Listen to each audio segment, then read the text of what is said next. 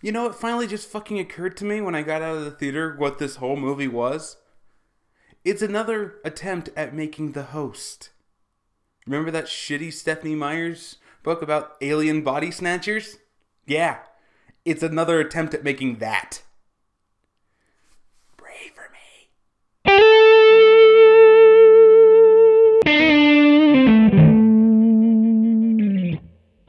Hello and welcome back to another Midnight Showing. As always, I'm Kelly and I just got out of The Fifth Element, aka generic young adult audience fan book number 5. It is so boring.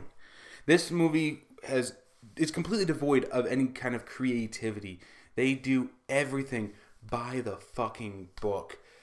You have the half beat cakes, you got the love triangles, you got the kids who only know the truth and can stop the evil alien body snatching invaders. The movie actually starts out on a very promising note. It actually does show you the collapse of society. It shows you the other waves, as they call them, waves of attack, destroy and cripple all of the human resources. And you see the characters actually starting to have to make harsh choices.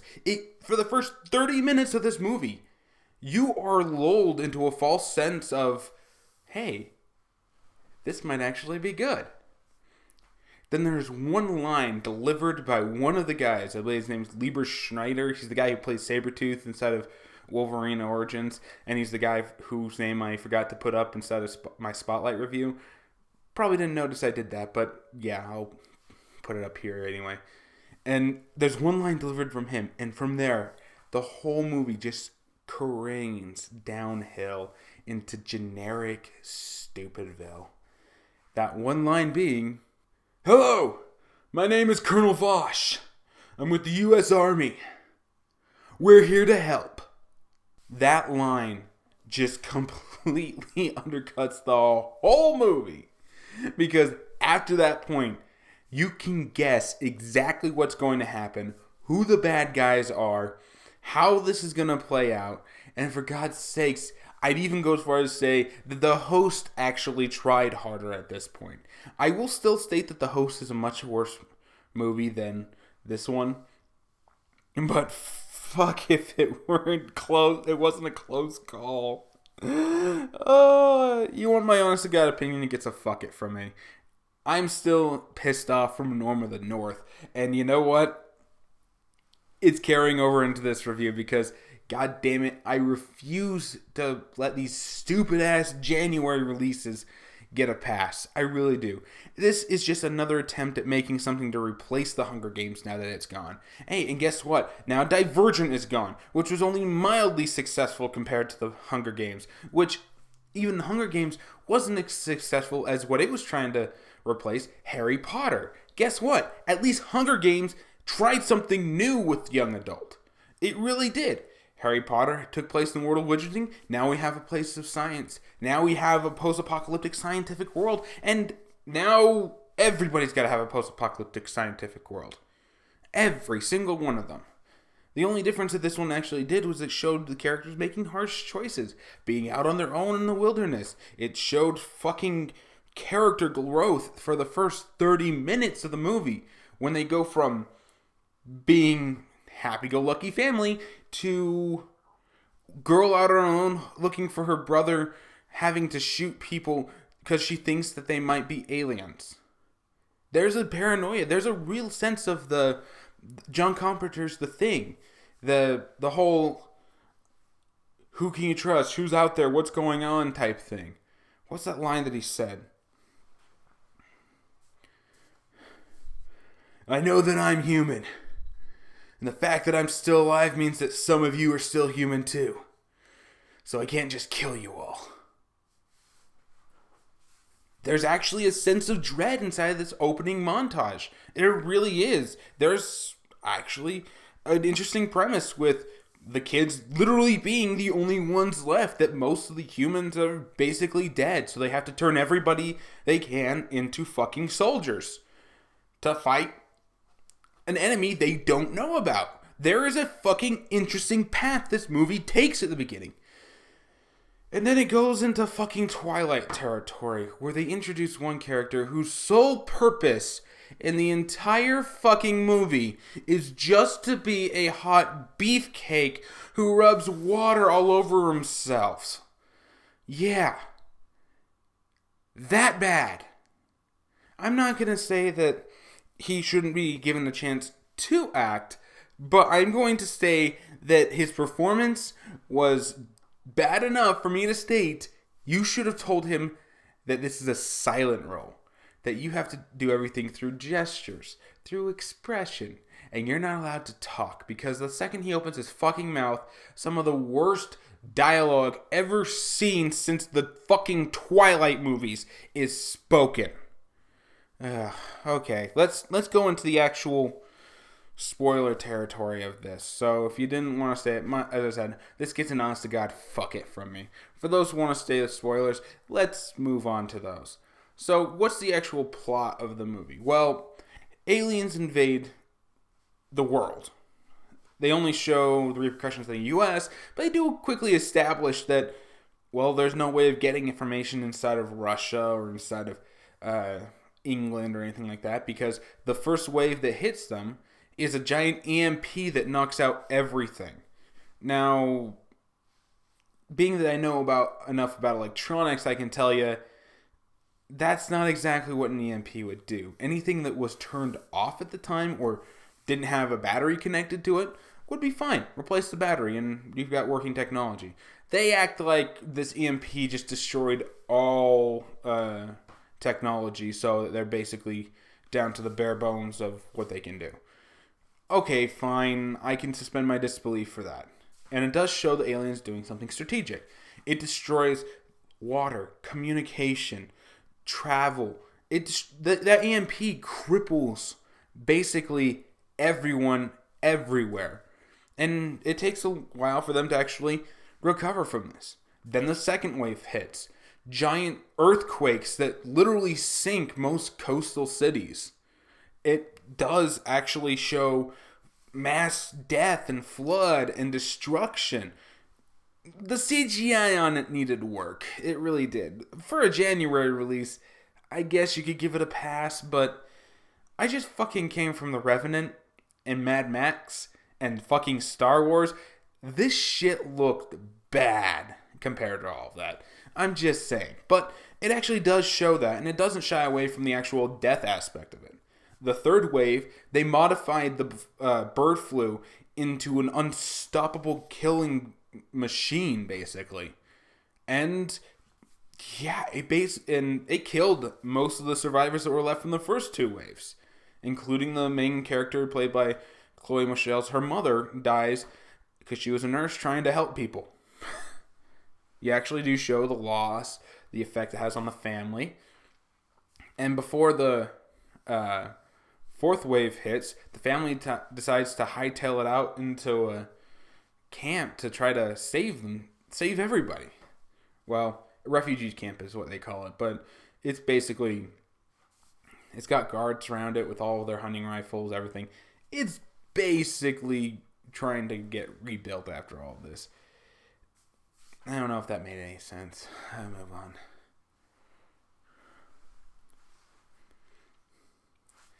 And then the army comes and tells the people about the fourth wave. They get the kids away first, and then they talk to the adults, because the fourth wave is an alien... the others, as they're calling them. Because, God, that's the stupidest name you could give them. The others? Why not just call them the aliens? Or how about you give them a good name, like the invaders? That's basically what they are. Why not actually put some forethought into this? The others just makes me think of that ghost movie from the late 90s, early 2000s, where the ghosts were actually the one haunting the people they thought were haunting them. It's that. That's what I thought it was. But, yeah, they apparently are some kind of parasitical being, and they can take over actual people. And the screening for kids is very simple, and it's very easy to detect who is who. Adults, on the other hand, is a little bit more complicated, so they needed to move the adults to a separate location and screen them one by one. As you can imagine, it shows everyone basically saying, fuck this shit, I know I'm not an alien, and it turns into a gunfight where the army has to kill all of the adults. Now, at this point in the movie, I can honestly say that this isn't the worst thing I've seen yet. There's actually a good idea here. And let's have a legitimate reason why the kids are the ones that have to fight. Because the adults, are too distrusting to take the test because they are getting tested by other adults and causing problems. And B, most of them are already taken over. Why not have it that way? You have a good, legitimate reason for this, and it works. I'm just saying. It's not the best thing in the world, but it's a lot better than what they actually give us. But yeah, in the confusion, Chloe gets separated from her brother, who gets put on one of the buses to this military camp, where they're basically training the kids to fight the others in preparation for the fifth wave, as they call it, which is going to be the extinction attack. This is when they wipe out humans altogether. And just knowing that this is going to take the most cliche, predictable route you can. Guess what happens? You probably already guessed it.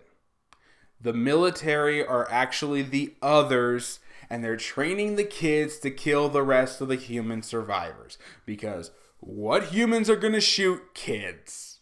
Am I right? Oh my god. Now, see, this is where it branches off into two movies. You have an interesting story about child soldiers who are actually realizing what the fuck is going on and preparing to fight back and try to basically stop it all. That's a semi-interesting movie that you could actually see some potential working with. Then you have Chloe's story where she's just walking from point A to point B, meeting her beefcake. Yep, her manly beefcake in the form of Walker. He has a first name, but I don't give a shit about that. His Walker just sounds a lot cooler in my opinion. But yeah, he's literally there just to be a love interest. He has no point to the story whatsoever, except for doing things off screen. I'm not even shitting you. And of course, you can go, if you've seen The Host, you can predict this storyline too. He is one of them, but he's not, because apparently the others had visited Earth before and put sleeper agents all over the world. So that when they actually did just start their invasion, click, all of their sleeper agents start causing sabotage and destruction. And supposedly that's how they took over the entire military. I'm going to call bullshit on that. Mostly just because you can tell me that with all the screenings militaries have, nobody noticed a fucking parasite on their brain? Or are you telling me that they're human-esque beings that have evolved to something similar? Because I'm going to argue evolution there, and you're also going to be wrong. But whatever. So he's half and half, and the second they saw Chloe, the switch they put in him flipped back. And suddenly, he was human again. Through the power of love. I am not even fucking kidding you. That is the exact reason they used for why he's suddenly on her side. This is so stupid. It's so stupid. Some of the worst dialogue you can imagine comes out of this character's mouth. Chloe I like her, okay? But she keeps picking shitty movies. The Carrie remake. I could even argue Kick-Ass 2. The fucking Should I Leave one where she's a comatose patient who has to make the choice of dying or living. That stupid piece of shit. This, I mean, good God, you can't work with anything that you're given here. And not to mention that you are making some pretty dumb choices. Look, I get that you just saw your dad die and your brother hauled away.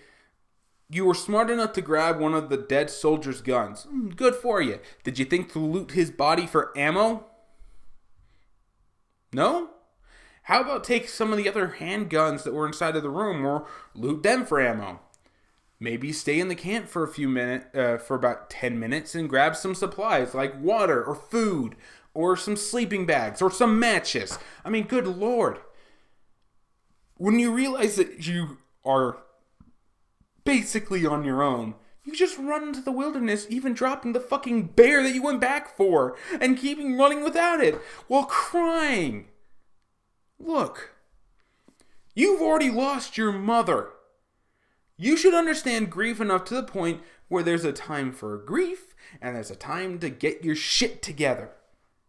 You want to find your brother that bad? Well, start fucking thinking. We see here Olive look for supplies Olive one time in the movie, and it's literally the opening shot, and it is very well done. If there was more of that in this movie, I wouldn't be complaining. But honestly, there isn't. Because once she gets about 50 miles towards whereverville she needs to go, it's I think it's Peterson Air Base or something like that. Peterson, I don't care. When she gets there, she gets attacked, shot in the leg, and that's when she gets saved by Beefcake. I'm not even shitting you. And that's one that turns into the stupid, predictable, goddamn Twilight-esque girl fantasy. That's it. I'm not going to act like there isn't a bunch of male stuff everywhere, because fuck it, I had to sit through Scout's Guide to the Zombie Apocalypse.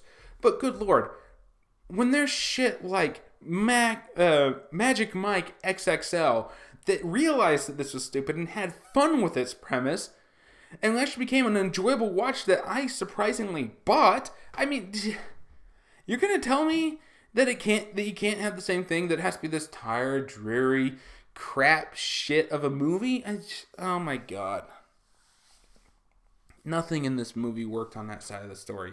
And if that entire plot had been cut from the movie and it just focused on these child soldiers, it probably would have gotten a rent it from me. Because that story is legitimately interesting. It has some character development. They had a female character inside it that's introduced into the squad we're following, which is basically the squad with Sammy and the high school football star that Chloe had a crush on before the end of the world.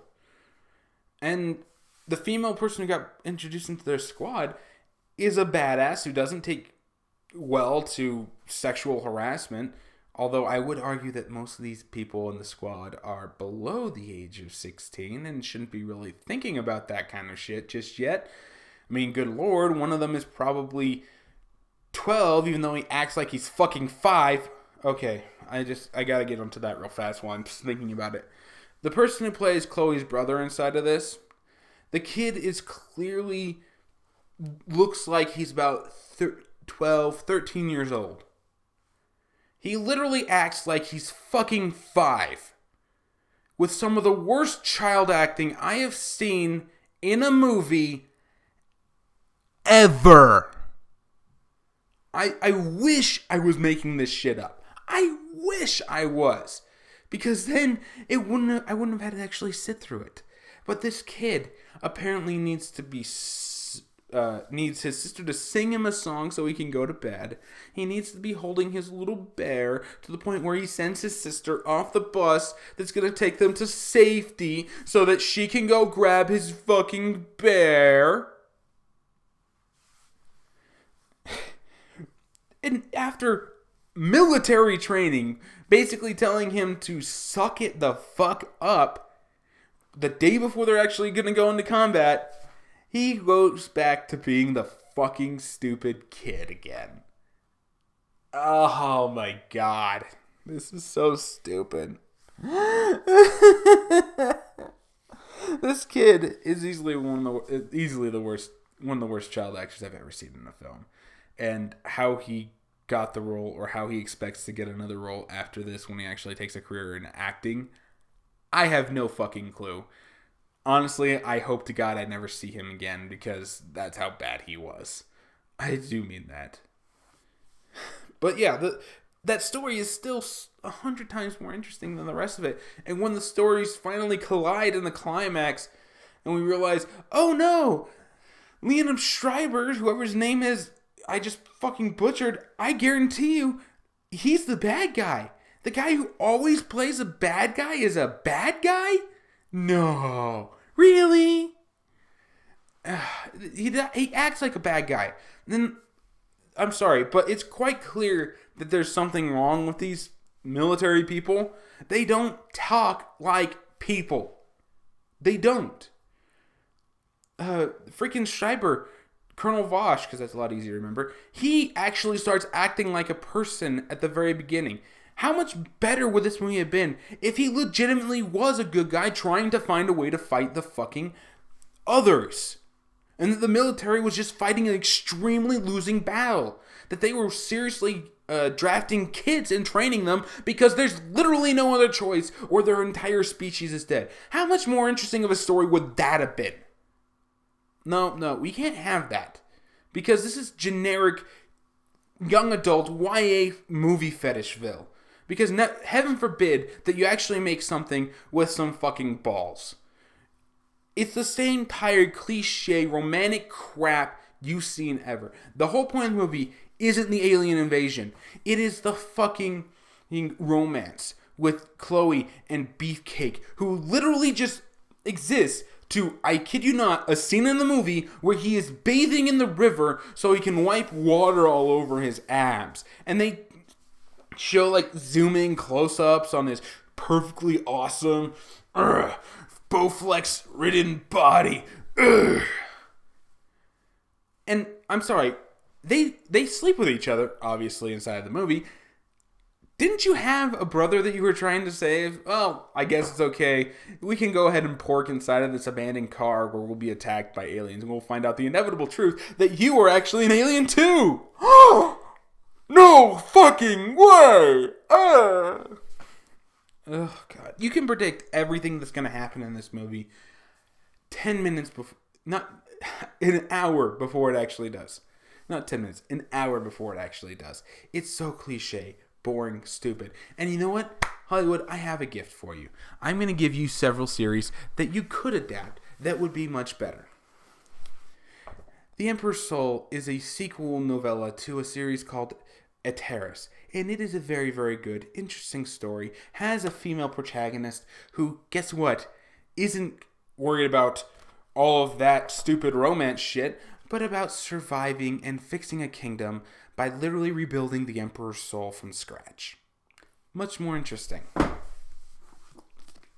Mistborn, a series that has been begged by so many to be made into movies at this point. The only reason why they haven't is because I think Brandon Sanderson is smart enough to realize when they're going to gut his project, and he doesn't want them to do that.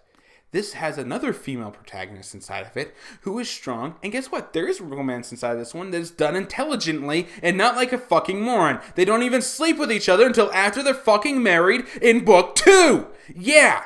Think about that for 2 fucking seconds. The Stormlight Archive.